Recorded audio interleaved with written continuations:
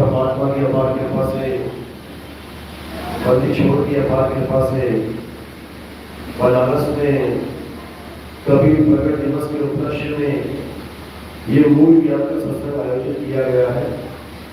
बहुत बड़े भाग हैं उन जीवों के जो अपने पूरे जीवन काल में एक बार भी सदगुरु बंदी छोड़ कबीर साहब के मूल ज्ञान को सुन पाते हैं, क्योंकि कबीर साहब ने आज से 600 साल पहले धर्मदास जी को ये संदेशा दिया था कि धर्मदास, तुम इस दुनिया में पवित्र ज्ञान को बांटो, लेकिन मूल ज्ञान को गुप्त कर रखो।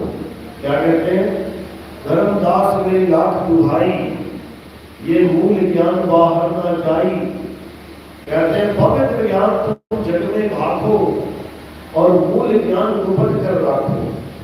मूल ज्ञान बाहर जो पड़ेगी तो बिजली पीड़ी हंस न करेगी। मूल ज्ञान तब तक छुपाई जब तक द्वादश मंत्रा मिट जाए। धर्मदास, इस मूल ज्ञान को छुपा के रखना है, और कब तक रखना है ये हम निर्धारित करेंगे, क्योंकि हम ही इसको आगे चल के इस ज्ञान को भूलेंगे। कहते हैं 12 पंथ काल फुरमाना, भूले जीवन जाए ठिकाना। 13वें पंथ हम ही चले आए और सब पंथ लेट के एक पंथ चलाए। तो कहते हैं जब काल भगवान दुनिया में मेरे नाम से 12 पंथ चलाएगा और लाखों करोड़ों जीव उसके जाल में फंसे होंगे, तब मैं अपना असली पंथ उजागर करूंगा और फिर इस मूल ज्ञान को सबके सामने रख दूंगा। जो विवेकी हंस होंगे वो मूल ज्ञान और पवित्र ज्ञान में फर्क समझ के पवित्र ज्ञान को त्याग के मूल ज्ञान को धारण कर देंगे, और जो मूल ज्ञान में आ जाएंगे फिर वो इस जन्म मरण से पार हो जाएंगे। तो यही बात जो 13वें पंथ की थी, कबीर साहब ने मदन साहिब के ग्रंथ में उजागर करी, क्योंकि वहां का ताला लगा हुआ चाबी मदन साहिब के पास है। तो मदन साहिब को जब कबीर साहब मिले तो मदन साहिब को बोला कि तुम प्रचार करो मदन, लेकिन आने वाले समय में एक ऐसा संत आएगा जिसके सिर पे मैं विराजमान होंगे, पूरे संसार को ये ज्ञान दूंगा। क्या कहते हैं? कहते हैं चौथी गद्दी होए अवतारा, ताका चरित्र विदित संसारा। मेरी बात साँच कर मानो, मदन अपने समझ मन मानो। चौथी गद्दी का विस्तारा, डंका बाजी सब संसारा। हम उनके सिर बैठम आई और वासे पार कोई नहीं पाई। यानी हम ऐसा ज्ञान देंगे, ऐसा ज्ञान समझाएंगे कि जितने भी ये काल के दूत हैं, काल के दूत कौन, किसको बोला? अधूरा ज्ञान देने वालों को। जो मनमुखी ज्ञान देते हैं वो क्या करेंगे? वो इस ज्ञान के आगे नतमस्तक हो जाएंगे, विरोध भी करेंगे, ऐसा नहीं कि विरोध नहीं करेंगे, लेकिन उनकी दाल नहीं करेंगे। कहते हैं हम उनके सिर बैठब आई और बात से पार कोई नहीं पाई।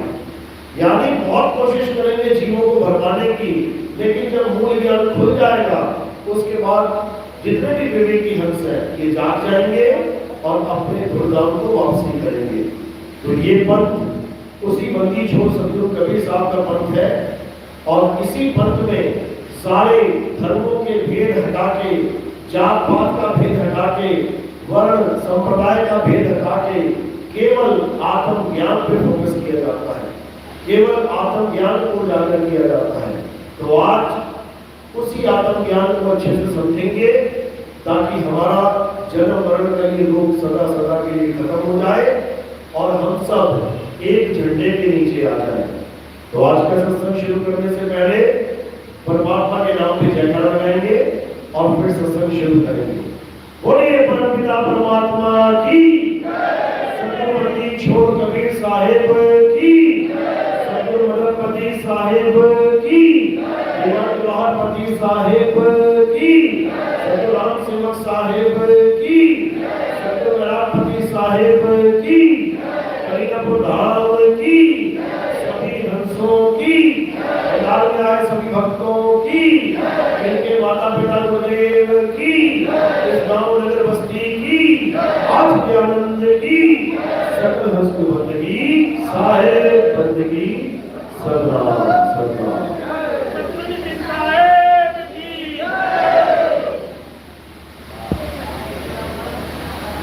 तो संतुलपति छोड़ कबीर साहब बार बार इस भवसागर में हम जीवों को जगाने के लिए आते हैं।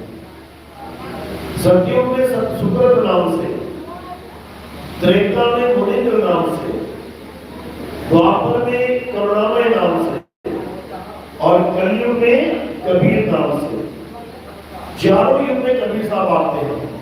लेकिन वो हमारी तरह नहीं आते कि माँ के गर्भ से आ रहे हैं, ये 5 तत्वों का शरीर धारण करके आ रहे हैं।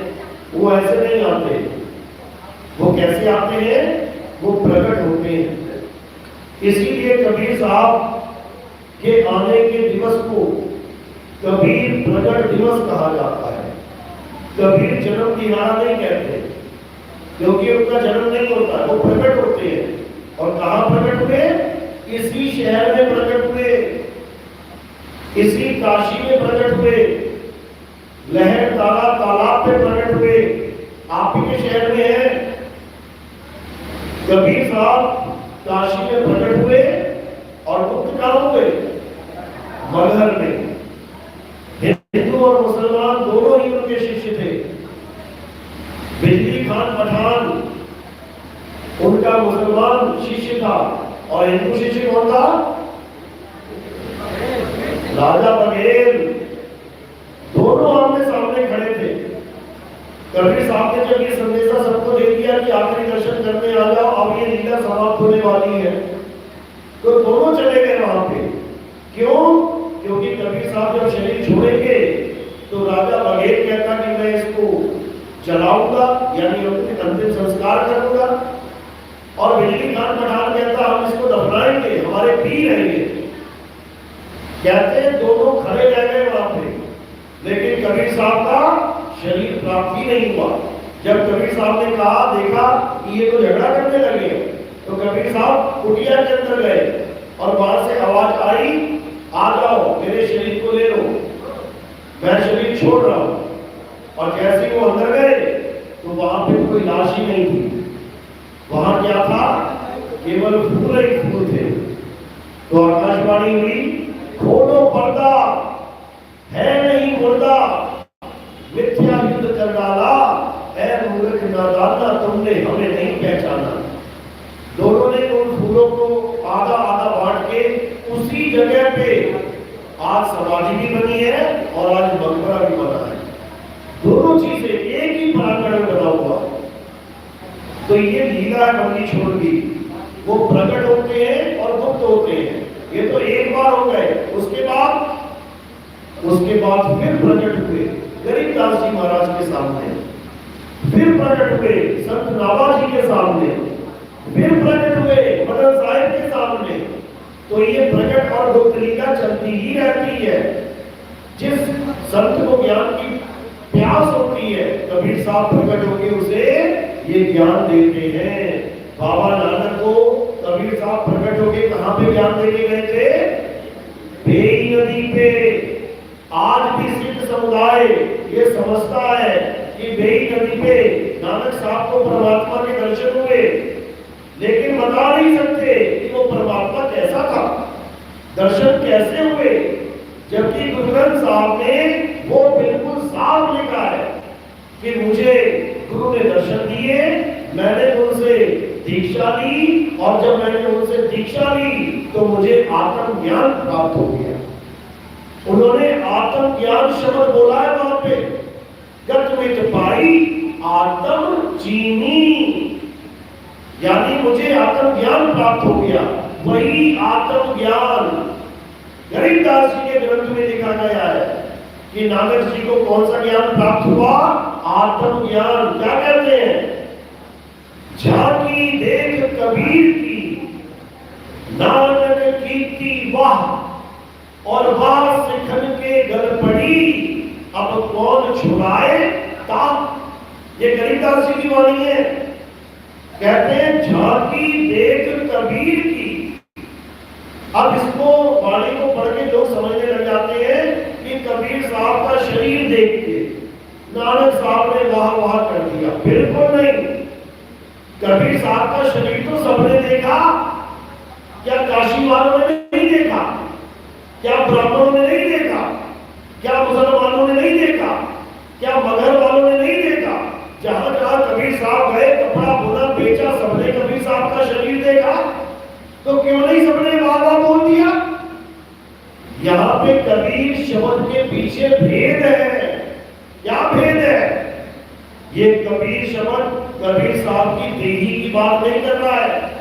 ये कबीर शब्द आत्मा के दर्शन की बात कर रहा है। क्यों?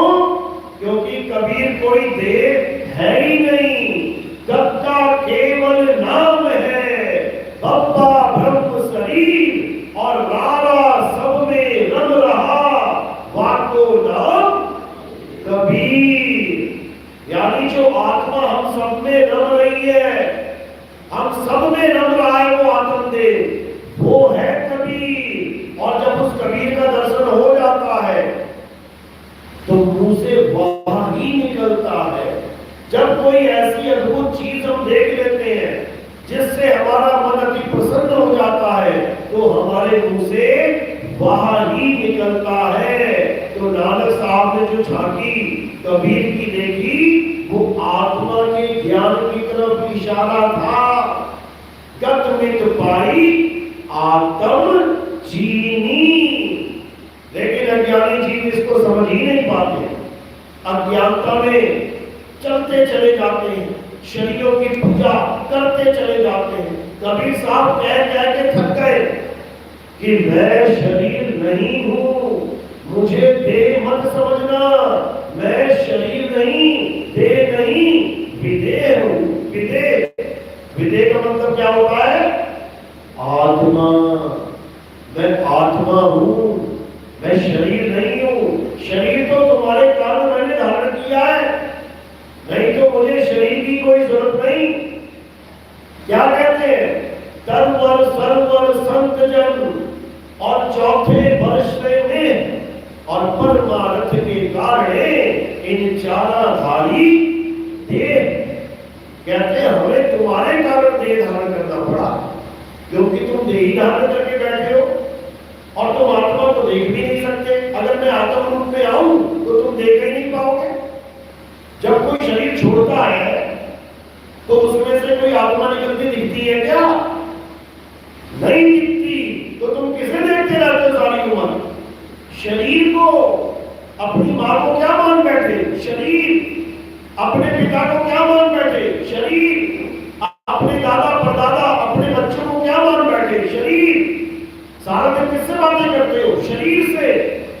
लेकिन शरीर बोलता नहीं है। शरीर के पीछे कोई और बैठा है जो बोल रहा है। नहीं तो मुर्दा भी बोलता। मुर्दा भी एक शरीर है। क्यों नहीं बोलता? क्योंकि बोलने वाला शरीर को छोड़ के जा चुका है। तो बोल कौन रहा था? बोल कौन रहा था? पिंजरे में तोता बोलता है, पिंजरा नहीं बोलता। लेकिन ये 5 तत्व का ऐसा पिंजरा है कि ये पिंजरा लगता है कि बोल रहा है, देखो मुंह हिल रहा है। ये 5, 25, 3 का पिंजरा, अगर ये मुंह ना हिलता और अंदर से आवाज आ रही होती तो 101% तुम्हें समझ में आ जाता कि ये शरीर नहीं बोल रहा है, इसके पीछे कोई और है बोलने वाला। लेकिन यहां पे शरीर बोलता हुआ दिखाई देता है। देखो होठ हिल रहे हैं तो तुम्हें लग रहा है यही बोल रहा है, जबकि ये नहीं बोल रहा है, बोलने वाला कोई और है। तो इसीलिए कबीर साहब ने कहा कि मैंने शरीर को धारण किया है क्योंकि तुझे शरीर से बातें करने की आदत पड़ी हुई है, तू आत्मा की आवाज नहीं सुन सकता। इसलिए मैंने शरीर धारण करके तुम्हें जगाने की बात करी। लेकिन मुझे शरीर मत मान लेना, मैं पिंजरा नहीं हूं। मैं कौन हूं? मैं शब्द हूं, मैं आत्मा हूं। तो क्या कहते हैं? हम हैं शब्द, शब्द हम माही, हमसे भिन्न और कछु नाही। शब्द न भिन्न से देही, और कहे कबीर हम शब्द सने। कि मैं ना तो देही हूं और ना ही मैं तुम्हें देही रहने दूंगा, क्योंकि मैं तुम्हें यहाँ पे किसी शरीर का ज्ञान देने के लिए नहीं आया कि राम जी की पूजा कर लो, श्याम जी की पूजा कर लो, हनुमान जी की पूजा कर लो। मैं तुम्हें ये ज्ञान देने आया हूं कि तुम खुद को जान जाओ कि तुम कौन हो। तुम अपने आप को आत्मा करके जान लो, क्योंकि अगर तुम अपने आप को आत्मा करके नहीं जान पाए तो मौत के वक्त तुम्हारी दुर्दशा हो जाएगी।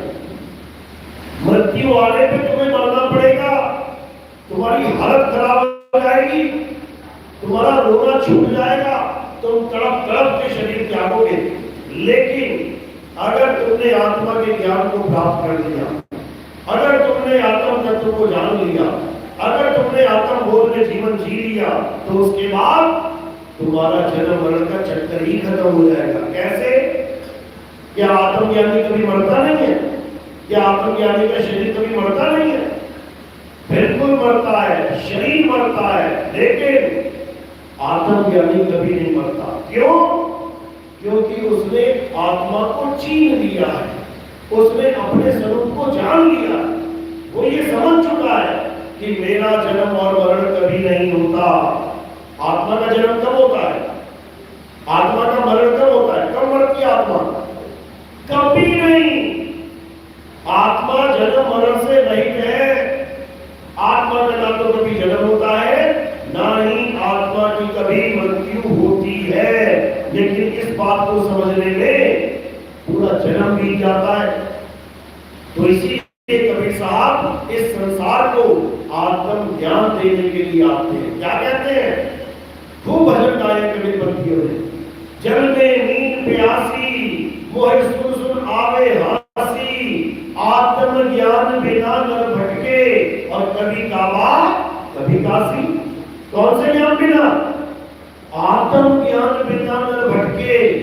मंत्र ज्ञान बिना नहीं, ये पत्थर पूजा ज्ञान बिना नहीं, ये नदियों में स्नान ज्ञान बिना नहीं, ये परिक्रमाओं का ज्ञान बिना नहीं, आत्म ज्ञान बिना नर भटके। यानी आत्मा का ज्ञान ना होने पर ये जीव बेचारा जन्म और मरण में सदा ही फंसा रहता है। तो क्या करना है? अब आत्मा को जानना है। इसी आत्मा के विषय में श्री कृष्ण जी क्या समझाते हैं? हे अर्जुन, ये आत्मा अजन्मा है, नित्य है, शाश्वत है, पुरातन है। ये आत्मा अचल है, अडोल है, अनाम है। ये आत्मा ही सत्य सनातन है। तो करना क्या है? इतना बड़ा बड़ा ज्ञान दे दिया, आत्मा ये है, आत्मा वो है, तो करें क्या? पत्थर पूजे जाके, मंत्र जपे जाके, क्या करें? यही करना है जो समझाया जा रहा है। हे अर्जुन, जो अपनी आत्मा में रमण करते हैं, जो अपनी आत्मा में तृप्त है, जो अपनी आत्मा में संतुष्ट है, उनके लिए कोई धार्मिक कर्म कर्तव्य लागू ही नहीं होता। अध्याय 3 17वां श्लोक। यानी हमें केवल और केवल और केवल आत्मा में रमण करने की विधि प्राप्त करनी चाहिए। और वो कैसे होगी? वो भेदी गुरु से होगी। अगर भेदी गुरु मिल गया तो तुम्हें आत्मा में रमण करने की विधि समझा देगा। और अगर गलती से तुम्हें जपी तपी सन्यासी गुरु मिल गया तो तुम्हारा जीवन बर्बाद करवा देगा। भगवानों के नाम जपवा के पूरी उम्र नाम ही जपते रहोगे। भगवानों की पूजा करके सारी उम्र शरीरों की पूजा ही करते रहोगे। इन नदियों में स्नान करवा के सारी उम्र नदियों में स्नान करते रहोगे। आत्मा का ज्ञान कभी प्राप्त होने वाला नहीं है। तो आत्मा का ज्ञान कैसे प्राप्त होगा? अध्याय 4 34वां श्लोक। क्या कहते हैं? हे अर्जुन, जो भी इस सत्य को प्राप्त करना चाहता है, अगर तुम इस सत्य को प्राप्त करना चाहते हो तो कहां जाओ? ऐसे तत्वदर्शी संत की शरण में जाओ जो दोनों प्रकार के तत्वों का भेद जानता है। कौन कौन से दो तत्व? एक असत्य तत्व यानी ये पंच तत्व, और एक सत्य तत्व यानी आत्म तत्व। वही आत्म तत्व जिसे कोई शस्त्र काट नहीं सकता, अग्नि जला नहीं सकती, वायु सुखा नहीं सकती, जल भिगो नहीं सकता। ये है वो सत्य तत्व जिसका बोध आत्मज्ञानी गुरु करवाता है। और जो अधूरा गुरु है वो तुम्हें 5 तत्वों की पूजा में लगा देता है। तुम पत्थर की पूजा करते हो, 5 तत्वों में आता है। तुम अग्नि की पूजा करते हो, 5 तत्वों में आता है। तुम वायु की पूजा करते हो, 5 तत्वों में आता है। तुम जल की पूजा करते हो, 5 तत्वों में आता है। तुम आकाश की पूजा करते हो, 5 तत्वों में आता है। इन्हीं 5 तत्वों में उलझा के जन्म बर्बाद हो जाता है। लेकिन आत्मा का ज्ञान प्राप्त नहीं कर पाता। तो अब क्या करना है?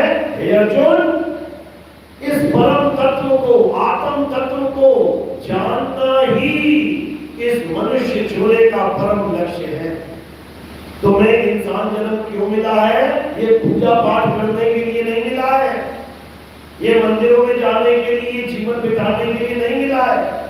ये तुम्हें आत्मा को जानने के लिए मिला है। हाँ, शुरुआत में तुम मंदिर जा सकते हो, शुरुआत में तुम मस्जिद भी जा सकते हो, शुरुआत में तुम गुरुद्वारा चर्च भी जा सकते हो। क्यों?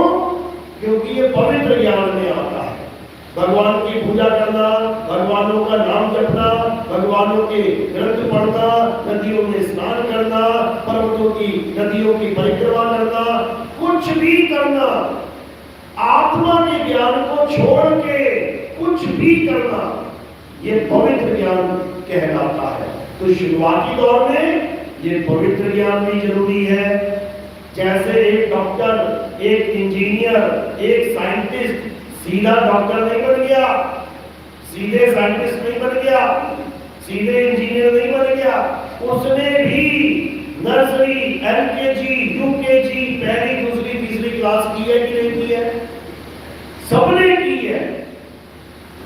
ये बहुत अच्छी बात है कि कोई बच्चा आंगनबाड़ी से स्टार्ट करता है, नर्सरी से स्टार्ट करता है, अच्छी बात है। का से कबूतर, खा से खरगोश, गा से गमला सीखता है, अच्छी बात है। लेकिन सारी उम्र अगर केवल का से कबूतर, खा से खरगोश, गा से गमला ही पढ़ता रहेगा तो क्या उसको नौकरी मिल जाएगी? कभी नहीं मिलेगी, कभी नहीं। जब भी नौकरी ढूंढने जाएगा तो उससे सवाल पूछा जाएगा, हाँ भाई आपको क्या ज्ञान है बताओ, तो वो क्या बोलेगा? वहां का से कबूतर, खा से खरगोश, गा से गमला, मिल जाएगी नौकरी।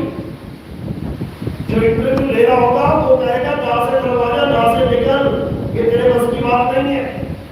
तो शुरुआत अच्छी है कि आप मंदिर जाते हो, मस्जिद जाते हो, गुरुद्वारे जाते हो, चर्च जाते हो, जैसे परिवार में आपका जन्म हुआ वैसे संस्कार मिल गए, बहुत अच्छी बात है।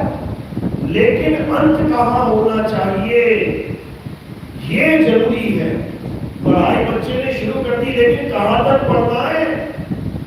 एमए करना है, एमएससी करना है, पीएचडी करना है, उसे पता होना चाहिए मैंने करना क्या है अच्छी नौकरी प्राप्त करने के लिए। इसी प्रकार हिंदू को, मुसलमान को, सिख को, ईसाई को शुरुआत के लिए तो ये बहुत अच्छा है। भगवानों की आरतियां गाओ, भगवानों के नाम जपो, मंदिर जाओ, मस्जिद जाओ, कुरान पढ़ो, नमाजें पढ़ो, गुरुद्वारे जाओ, नाम जपो, गुरबाणी पढ़ो, चर्च जाओ, पूजा करो, अरदास करो, प्रेयर करो, बहुत अच्छी बात है। लेकिन अंत कहाँ करना है ये जानना जरूरी है। तो अंत कहाँ होना चाहिए? अंत आत्म ज्ञान में होना चाहिए। आत्म तत्व को पहचान के इस इंसानी चूल्हे को सफल करना चाहिए, अन्यथा ये वापस 84 में चला जाएगा। ये एक जन्म कुत्ता, बिल्ली, हाथी, घोड़ा, सांप, बिच्छू, लाखों ये जीवन जीने के बाद 84 लाख योनियां भुगतने के बाद एक बार मिलता है, एक बार। और अगर इसमें भी आपने चूक कर दी, आप चूक गए, आपको पता ही नहीं है करने क्या है इस दुनिया में, तो मेरे भाई ये वापस से जीरो से स्टार्ट हो जाएगा काम, फिर वहीं से स्टार्ट हो जाएगा, फिर सांप, बिच्छू, घोड़े, घड़ियाल बनना पड़ेगा। तो क्या करना है? अब इंसान जन्म को सफल करना है और आत्म तत्व को जानना है, तभी परमात्मा मिलेगा, नहीं तो नहीं मिलेगा। इसीलिए कबीर साहब ने सारे मंत्रों जंत्रों तंत्रों को छोड़ के क्या कहते हैं, जब तक ना चीन्होगे आत्म तब तक ना मिली है परमात्मा। कहते हैं सबसे पहले अपने आप को चीन, जब तू अपने सत्य स्वरूप को छीनेगा तो तुझे परमात्मा का स्वरूप मिल जाएगा। क्यों?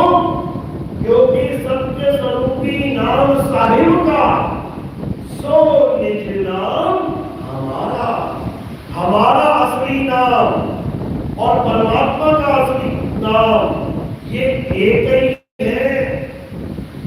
लेकिन अज्ञानतावश हम इसको समझ नहीं पा रहे। हमने दो बना दिए कि मेरा नाम कुछ और है, परमात्मा का नाम कुछ और है, जबकि हम दोनों का नाम एक है। इसको समझना है। इसलिए हमारा नाम रखा गया है सोहम, जो तू सो हम। लेकिन ये जीव सोहम को जानने के बदले उसको जपने लग जाता है। आज बड़े बड़े पत्तों में सोहम नाम मिलता है, सोहम सोहम जपते हैं। अब पूछो तो क्यों जप रहे हो? तो कहते हैं कि हमारा और परमात्मा का स्वरूप एक है। जो परमात्मा वो हम, जैसा परमात्मा वैसे हम, जो तू सो हम। अब सोहम सोहम सोहम सोहम जपने में लग गए। कबीर साहब ने क्या बोला? सोहम सोहम जपना नहीं है, सोहम को जानना है, सोहम को पहचानना है। क्या कहते हैं? जो जन होंगे जौहरी रतन लेंगे बिड़गाए, और सोहम सोहम जपी मुआ मिथ्या जन्म गवाए। कहते हैं सोहम एक रतन है, उस रतन को पहचान, उस रतन को जान, उस रतन का नाम नहीं जपना है।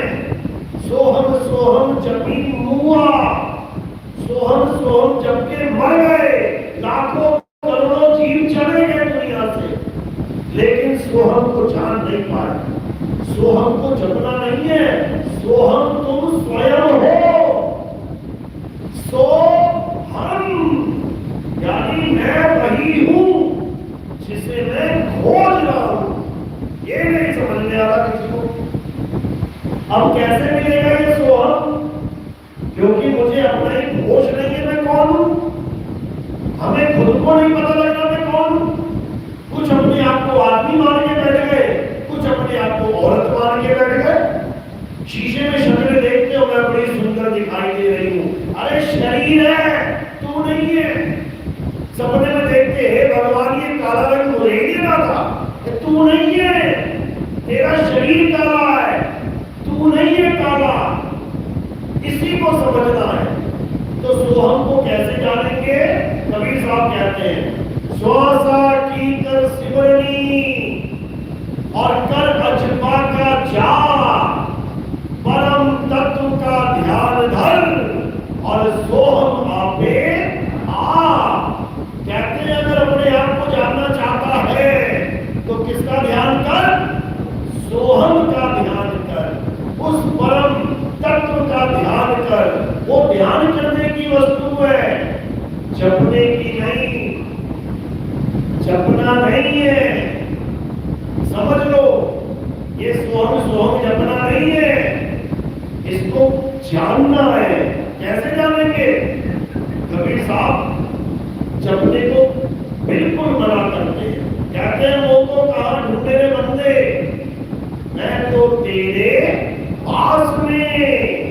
वो सोहम कहाँ है? वो सत्य स्वरूप कहाँ है? बिल्कुल पास में है, बिल्कुल पास में। लेकिन जपना नहीं है। ना मैं जप में, ना मैं तप में, बिल्कुल मना कर दिया। कोई नाम नहीं जपना, कोई तपस्या नहीं करनी, कोई आंखें बंद करके त्रिपुटी पे ध्यान नहीं लगाना, कोई श्वासों पे अथवा जाप पे ध्यान नहीं लगाना। क्या कह रहे हैं? कह रहे हैं ना मैं जप में, ना मैं तप में, ना मैं व्रत उपवास में, ना मैं त्रिपुटी,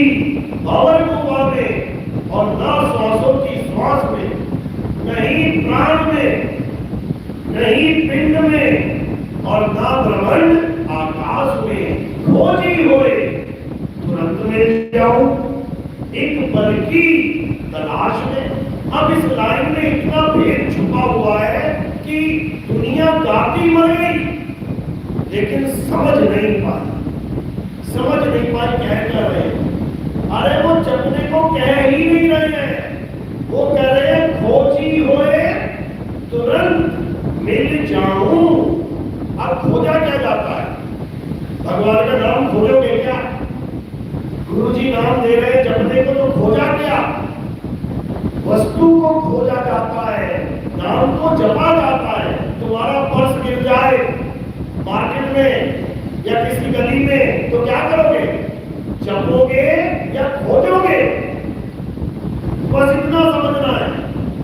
अगर जपने में फंस गए, कोई गुरुजी मिल गया और तुमने कहा गुरुजी मेरा पर्स खो गया है, कैसे मिलेगा? और गुरुजी कहता बेटा 8 करोड़ बार नाम जप, 10 करोड़ बार नाम जप, 50 करोड़ बार नाम जप, मिल गया पर्स? मिल जाएगा? कभी नहीं मिलेगा। तो क्या करना है? खोजी होए तुरंत मिल जाओ। जो सच्चा गुरु होगा वो कभी नहीं कहेगा नहीं नाम जप। वो क्या कहेगा? वो कहेगा बेटा तेरी वस्तु जहां गिरी है वहां से ही तू यहां तक पहुंचा है, तो जिस गली से तू आया था उस गली में जाके ढूंढ, वो वही पड़ी मिलेगी। तो ये वस्तु का ज्ञान दिया जा रहा है। खोजी होए तुरंत मिल जाऊं, एक पल की तलाश में। और कहे कबीर सुनो भाई साधो मैं तो हूं विश्वास में। खोजने की बात चल रही है। और खोजा क्या जाएगा? वस्तु। तो कह रहे वस्तु कहीं और ढूंढे कहीं, कैसे लागे हाथ और दुख वस्तु तब मिले, भेदी लीजिए साथ। जपी तपी सन्यासी लीजिए साथ नहीं, जपी तपी सन्यासी से तो बचना है, इन अज्ञानी गुरुओं से बचना है। नहीं तो खुद तो दोजख में जाएंगे, खुद तो नरक में जाएंगे, तुम्हें भी ले जाएंगे। कहते अंधा गुरु अंधा चेला, और दोनों नरक में ठेलम ठेला। तो कौन जाएगा नरक में? जितने अधूरे गुरु हैं ये नरक में जाएंगे। कैसे जाएंगे? कहते झूठा गुरु अजगर बना और 184 जाए और सारी संगत चींटी बनी, तोड़ तोड़ के खाए। कहते जितने भी अधूरे गुरु हैं, जो आत्म तत्व को नहीं जानते, जो अपने स्वरूप को नहीं जानते और मंत्र देने में लगे हैं, बेटा ये जप ले, बेटा वो जप ले, दिन में 10-10 घंटा जप ले, दिन में 12-12 घंटा जप ले, ये सब नरकगामी है। ये सब अजगर की योनि में जाने वाले हैं। और उन्हीं अजगरों को ये संगत रूपी चींटियां तोड़ तोड़ के खाएंगी, तोड़ तोड़ के। एक भी बचने वाला नहीं है। कारण क्या है? क्योंकि इन अधूरे गुरुओं ने इस इंसान जन्म का, जो बड़ी मुश्किल से मिलता है, इसका खेल ही खत्म कर दिया। इसका जो सफल करना था, ये इसको सफल ही नहीं होने दिया, जीवन बर्बाद कर दिया। अब इतना बड़ा दोष लगा है तो सजा भी मोटी मिलेगी, बिल्कुल मिलेगी। तो सजा क्या मिलेगी? 84 लाख योनियों में भ्रमण करना पड़ेगा, नरकों में जाना पड़ेगा। तो कबीर साहब यही समझा रहे हैं कि जिसका गुरु है आंधरा और चेला अंधा होए, और दोनों नरक में अपने आप चले जाएंगे। तो साहिब ने विवेकी गुरुओं के, सूझवान गुरुओं के पक्ष में जाने की बात कही है। गुरुओं की महिमा तो खूब गाई कि चलो शुरुआत कहीं से कर लो, किसी भी गुरु से नाम ले लो, अच्छी बात है। कोई नाम जपवाने वाला भी मिल गया तब भी अच्छी बात है। पहले निंदा चुगली करता था, अब उसी समय में राम राम जप रहा है। पहले निंदा चुगली करता था, अब अल्लाह अल्लाह जप रहा है। पहले निंदा चुगली करता था, अब गॉड गॉड वाहिगुरु वाहिगुरु जप रहा है। चलो अच्छी बात है, कम से कम बुरी आदतों से बच के कम से कम भगवान का नाम ही ले रहा है। शुरुआत में तो ठीक है, लेकिन ये मुक्ति के दाता नहीं है। इसीलिए साहिब ने बोला गुरु मेरे सभी बड़े, अपनी अपनी ठौर भी बता दी साथ में। तो नीचे से ऊपर आए हो सीढ़ियों के माध्यम से, तो पहली सीढ़ी कहां तक पहुंचाएगी? केवल 12 इंच तक। उससे ऊपर न जाती हो, उसके ऊपर जाने के लिए दूसरी सीढ़ी पकड़ो, उससे ऊपर जाने के लिए तीसरी सीढ़ी पकड़ो, उससे ऊपर जाने के लिए चौथी सीढ़ी पकड़ो। यानी हर सीढ़ी का अपना अपना ठौर है, लेकिन हर सीढ़ी तुम्हें छत तक नहीं पहुंचा सकती। खड़े हो जाओ सीढ़ी पे, तो ये पहुंचा दे, नहीं पहुंचा सकती। इसलिए साहिब ने कहा कि आगे बढ़ते जाना मेरे बच्चे, रुकना मत। आगे बढ़ते जाओगे बढ़ते जाओगे बढ़ते जाओगे तो छत तक पहुंच जाओगे। तो छत तक पहुंचाने वाला गुरु कौन है? कहते गुरु मेरे सभी बड़े, अपनी अपनी ठौर और शब्द विवेकी पारखी, सो माथे का मोर। जब तुम्हारे जीवन में शब्द विवेकी पारखी गुरु आ जाए, अब ये क्या होता है? ये वो होता है जो तुम्हें परख करना सिखाता है विवेक के द्वारा। परख करना सिखाता है कि असली और नकली नाम किसे कहते हैं। क्योंकि जैसे मार्केट में असली दवाई नकली दवाई, जैसे मार्केट में असली सोना नकली सोना, जैसे मार्केट में असली हीरा नकली हीरा चलता है, वैसे ही गुरुओं के पास असली नाम और नकली नाम ये दोनों चलते हैं। लेकिन जीव को, बेचारे को इतनी अकल नहीं होती, इतना विवेक नहीं होता कि असली और नकली में फर्क कर पाए। अब उस विवेक को देने के लिए ही उसके जीवन में शब्द विवेकी पारखी गुरु आता है। इसीलिए कबीर साहब ने शब्द विवेकी पारखी गुरु को परमात्मा से भी बड़ा बता दिया। ये सारे गुरुओं के लिए नहीं बोला है कि आज जो भी गुरु देखो पहला दुआ यही चिपका देता है। कौन सा? गुरु बड़े गोविंद से मन में देख विचार। बताओ, काला जादू करवाने वाला गुरु भी यही लिख के बैठा हुआ है, गुरु बड़े गोविंद से मन। वो काला जादू वाला परमात्मा से बड़ा हो गया। ये सब भरमाते जीवों को। किस गुरु की महिमा गाई कबीर साहब ने? शब्द विवेकी पारखी, सो माथे का मोर। उस गुरु की महिमा गाई है जो हमें शब्द की परख करना सिखा दे। तो कितने प्रकार के शब्द है इस दुनिया में? 2 प्रकार के। कौन कौन से? एक असली शब्द, एक नकली शब्द। नकली शब्द को कृत्रिम नाम कहते हैं, नकली शब्द को 52 अक्षर नाम कहते हैं, नकली शब्द को लिखने पढ़ने बोलने वाला नाम कहते हैं, और असली शब्द को सतनाम कहते हैं, अबोल नाम कहते हैं, अलेख नाम कहते हैं, अचल नाम कहते हैं, अडोल नाम कहते हैं, निरक्षर नाम कहते हैं, नितत्व नाम कहते हैं। ये इसके सच्चे नाम के नाम है। और झूठे नाम के ये 52 अक्षरी नाम, असत नाम। तो सतगुरु क्या करता है? मदद साहिब समझा रहे हैं। सोई गुरु पूरा कहावे, जो 2 अक्षर का भेद बतावे, एक छुड़ावे और एक लखावे, तब प्राणी निज घर को जावे। कहते सच्चा गुरु वो होता है जो दोनों प्रकार के अक्षर का भेद बता दे। पहला अक्षर असत्य नाम, 52 अक्षरी नाम, लिखने बोलने पढ़ने वाले नाम, इसको छुड़वा दे। यानी सारे मंत्र जंतर छोड़ दे, भगवान के सारे नाम जपना छोड़ दे।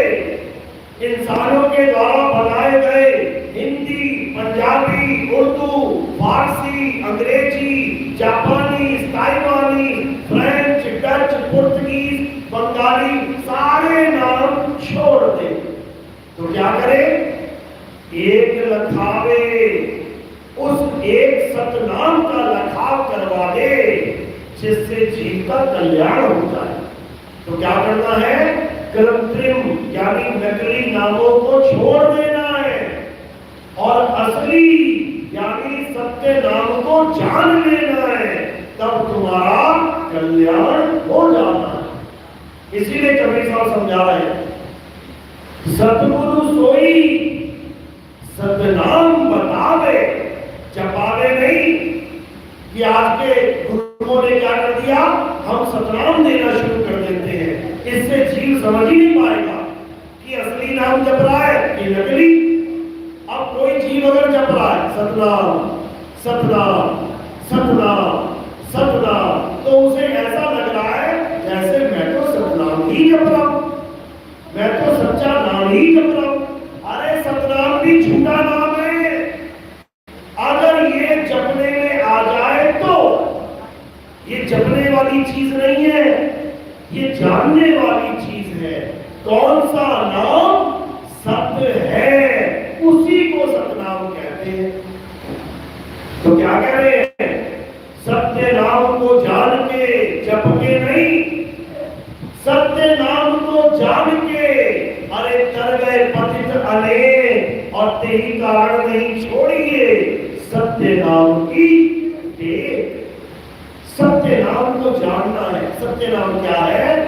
सत्य नाम तेरा स्वरूप है। सत्य नाम हमारा सत्य स्वरूप है, उसी को परम आत्मा कहते हैं।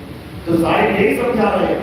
कबीर सागर पहली लाइन यही बता रही है कि सत्य नाम है सार, पूछो संत विवेक करी, उतरो भवजन पार, सतगुरु का उपदेश यही।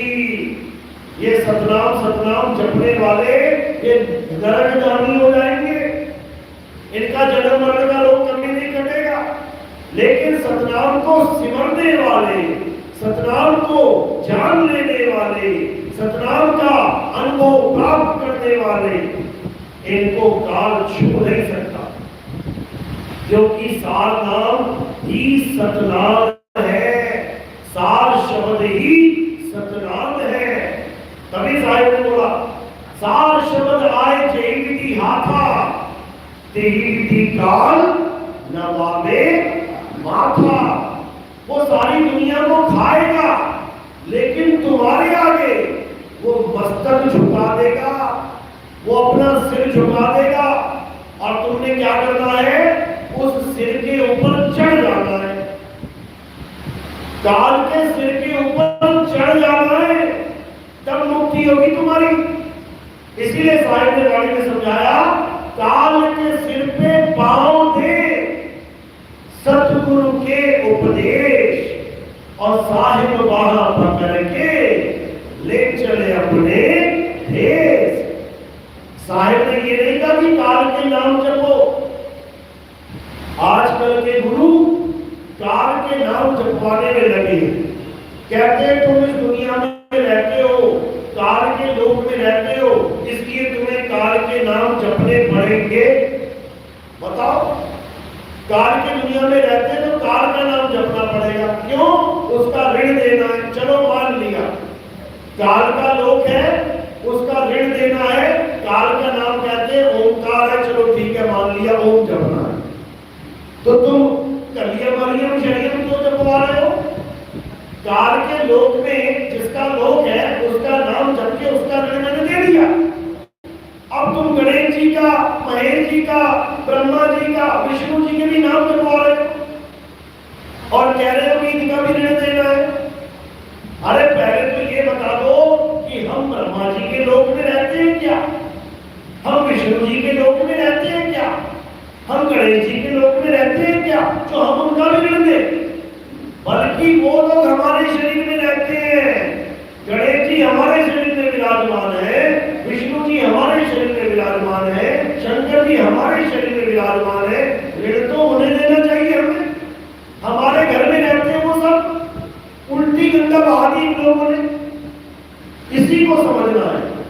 क्या करना है?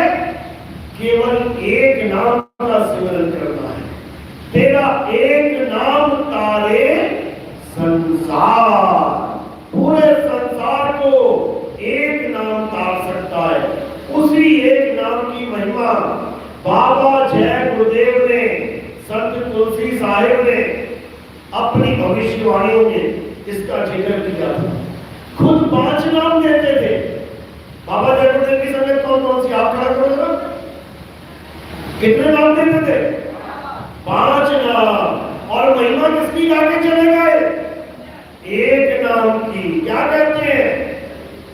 कह रहे हैं अभी तो ये 5 नाम तुम्हें पार कर रहे हैं, लेकिन जब भविष्य में वो महात्मा आएंगे, अभी नहीं आए हैं। जब उन्होंने बात बोली थी तब नहीं आए थे, तभी तो कह रहे हैं भविष्य में जो महात्मा आएंगे और उनके साथ जो चंडाल चौकड़ी बैठी हुई है, वो कह रही है कि बाबा जी मेरे लिए बोल के गए।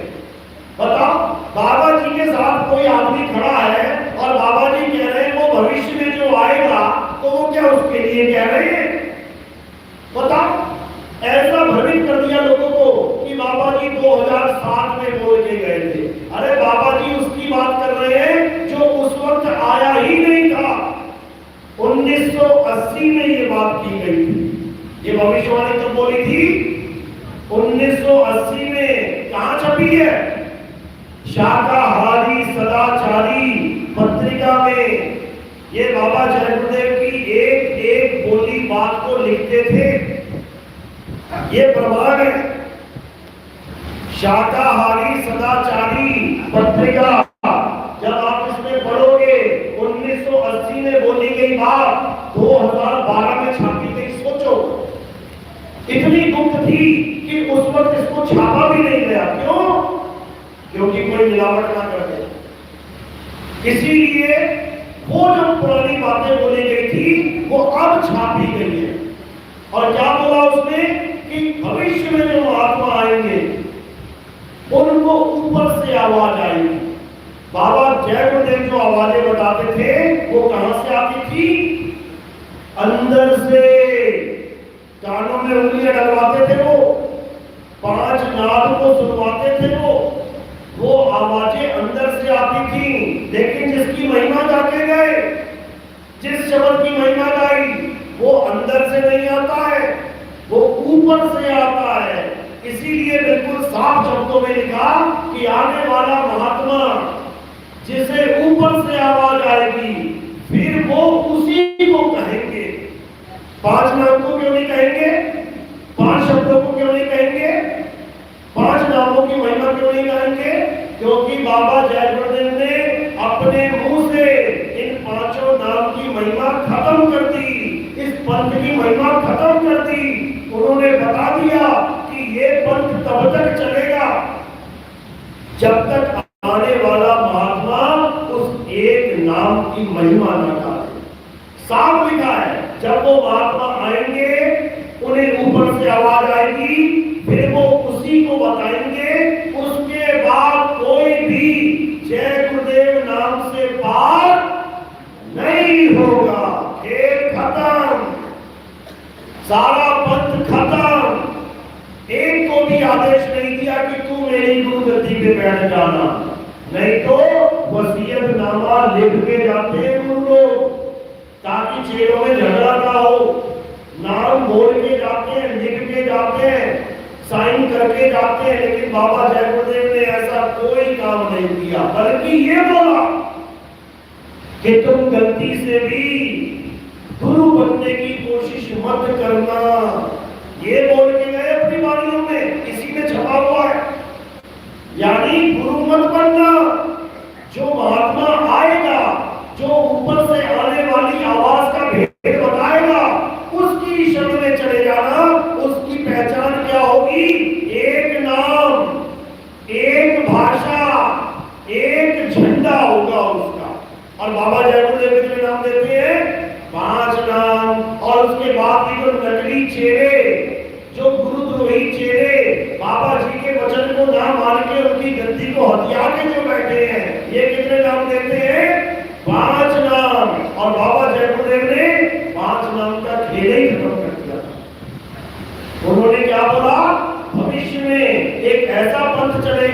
जिसका एक नाम, एक भाषा, एक झंडा होगा। किस किस ने ये बात सुनी? आप क्या करो?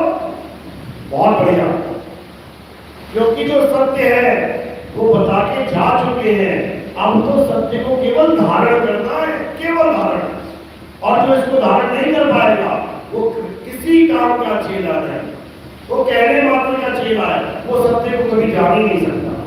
तो उसी एक नाम की महिमा इस मंत्र में रोज रोज गाई जाती है। हर दिन हमारे सत्संग होते हैं। उसी एक नाम, एक शब्द गुरु की महिमा पूरे संसार में हम गा रहे हैं। तो उसी को प्राप्त करना है, उसी से कल्याण होगा। बोलिए परमपिता परमात्मा की सदा ही जय हो। सारी बड़ी श्रद्धाओं, अब आरती का समय है। आरती कैसे करते हैं समझ लो। थोड़े से फूल इतने से कहां रखने हैं? मेरे सिर के ऊपर रखने हैं। सिर के ऊपर क्यों रखते हैं? क्योंकि हमारे यहाँ आरती आत्मदेव की होती है। तो पैर के अंगूठे से लेके सिर की चोटी तक ये क्या दिखाई दे रहा है? शरीर। हमारे यहाँ शरीर की आरती नहीं है। इन फूलों को हम कहां समर्पित करते हैं? शरीर से परे। जब ये शरीर से परे समर्पित कर दिए जाते हैं तो ये आत्मदेव के चरणों में समर्पित हो जाते हैं। हमारे यहाँ आत्मा की आरती होती है, हमारे यहाँ शब्द गुरु की आरती होती है। कहते हैं संत हमारी आत्मा, हम संतन के जीव, और संतन हम में रम रहे, जीव माखन में ही। तो एक एक करके आएंगे क्योंकि भीड़ बहुत ज्यादा है। धीरे धीरे करके एक एक करके आएंगे और इधर से निकल जाएंगे कुछ। ये बिल्कुल खंबे तक रास्ता बिल्कुल खाली रखना। एक आदमी आएगा और इधर से पीछे चला जाएगा। और जो प्रचार प्रसार में सेवा करना चाहेगा वो केवल और केवल चरणों में रखेगा। माया का स्थान चरणों में। उस माया से हम क्या करते हैं? हमारे प्रोग्राम टीवी में भी आते हैं। आप सुबह 6:30 पौने 7 बजे बैठेंगे टीवी के आगे, तो आपको साधना चैनल और ईश्वर टीवी चैनल, इन दोनों में बहुत सारे बाबा दिखाई देंगे जो आएंगे, बताएंगे कि परमात्मा को पाना है तो नाम जपो, नाम जपो, नाम जपो। बाबा बोल के जाएगा इतने में मैं आ जाऊंगा, और क्या बोलेंगे कि परमात्मा को पाना है तो नाम छोड़ो, नाम छोड़ो, नाम छोड़ो, और आत्मदेव से खुद को जोड़ो। तो जो विवेकी हंस होते हैं वो उसी वक्त फोन करते हैं, क्योंकि मैंने नंबर भी दे रखा है। किसी को मेरा नंबर चाहिए ठीक में मिल जाएगा, वहीं से फोन करते हैं और आत्म ज्ञान प्राप्त करते हैं, तब उसका कल्याण होता है। बोलिए परमपिता परमात्मा की सदा की जय हो।